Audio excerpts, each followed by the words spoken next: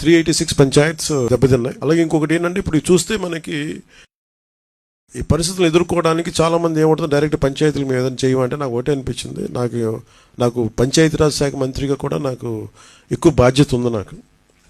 So నాకు నిన్న ఇచ్చిన ₹1,00,00,000 నాకు చూస్తే నాకు ఎట్లా వెళ్ళాలని అనిపించినప్పుడు ప్రత్యేకించి నేను క్షేత్రస్థాయిలో ఈరోజు అందరితో మాట్లాడుతూ నాకు ఒకటే అనిపించింది, ఇంకా చెయ్యాలి, దీనికి ఇంకొంచెం నా వంతు సహాయం సరిపోవట్లేదు, ఇంకా చేయాలనిపించింది. సో దాదాపు 400 పంచాయతీలు అనుకుంటే నేను ఒక్కొక్క పంచాయతీకి వ్యక్తిగతంగా నా తరపు నుంచి ₹1,00,000 డైరెక్ట్ పంచాయతీకి వెళ్ళేలాగా ఎలాగ ఉండాలి అనేది అనుకుంటున్నాను. దాన్ని ఆ మోడాలిటీస్ ఏంటనేది ప్రిన్సిపల్ సెక్రటరీ గారి దృష్టికి ఇందాక మాట్లాడాను.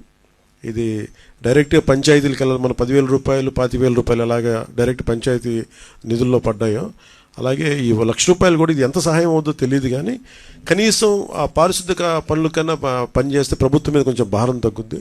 ఆ ప్రభుత్వం ఉన్న డబ్బు కానీ కనీసం కొంత ఒక రోడ్డుకి పనిచేస్తాయి. సో నా సైడ్ నుంచి నేను ఇచ్చే 400 పంచాయతీలకి ఈ ₹1,00,000 చొప్పున కనీసం పారిశుద్ధ్య పనులకు కొంచెం సహాయకారిగా ఉంటుంది అనేది.